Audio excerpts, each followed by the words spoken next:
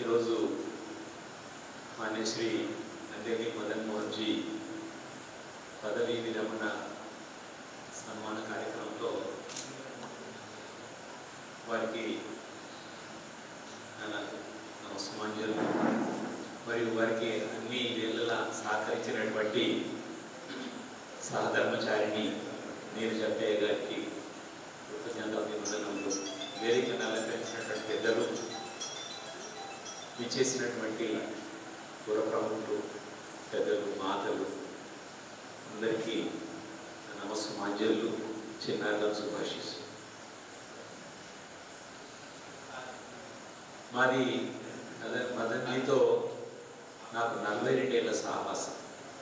83 నుండి మదన్జీతో పరిచయం. 83లో వచ్చాను, అదే సంవత్సరం నాకు పరిచయం అయింది.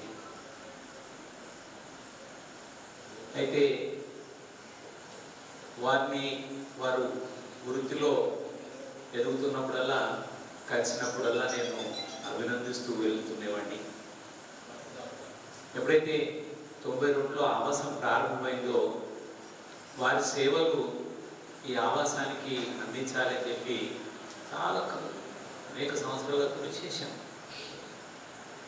వారు గోపాలరావుపేట లోపల ఏకరూప దుస్తులు కానీ, అక్కడ ఉన్నటువంటి విద్య కానీ, అక్కడ ఉన్నటువంటి గ్రామస్తులతో కలిమిడి కానీ, ఇవన్నీ చాలా స్ఫూర్తిదాయకంగా ఉండేవి. ఎట్లాగైనా మదన్జీ లాంటి మరి ఉత్తమ ఉపాధ్యాయ రత్నాన్ని మనము వెనుకనైతే వెతికాము, వజ్రాన్ని, అది మన ఆవాసానికి ఏ విధంగా వారి సేవలు అందించేందుకు ప్రయత్నం చేయాలని చెప్పి చాలా ప్రయత్నం చేశాము. వారు చివరికి ఒప్పుకోవడమే కాదు, మరి ఆవాసం యొక్క దీని యొక్క దశ దిశ రెండు మార్చివేశారు.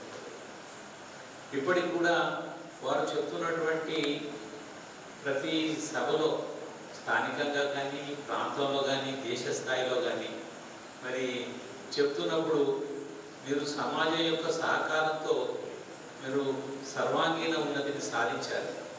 మీరు ఏ విధంగా ఎదగాలంటే సమాజం ఎదురు చూసేలా ఎదగాలి మిమ్మల్ని అని చెప్పి, మీ సేవలు మళ్ళీ సమాజానికి తిరిగి అందించాలని చెప్పి వారు చెప్తున్నటువంటి ఆ మాట, అది చాలామంది విద్యార్థుల్లోనే కాకుండా విద్యావేత్తల్లో అందరి లోపల చాలా నాటుకుపోయింది. కాబట్టి వారు ఎప్పుడైతే మా ఈ వాల్మీకి ఆవాసానికి ప్రధాన కార్యదర్శిగా వచ్చారో మేము చాలా నిశ్చింతగా ఉండిపోయినాం. ఎందుకంటే ఇంకా విద్యా వైద్యం అనేటువంటిది ప్లస్ వాళ్లకు వసతి కల్పించాలి అనేటువంటిది మన ఆలోచన. కాబట్టి ఇక విద్యా విషయంలో మాకు పూర్తిగా నిశ్చింతగా ఉండిపోయినాం. వైద్యానికి చాలామంది మేము ఉన్నాము. కాబట్టి ఇంకా వసతి అనేటువంటిది ఇప్పుడు మీరు చూస్తున్నారు, ఇది చాలామంది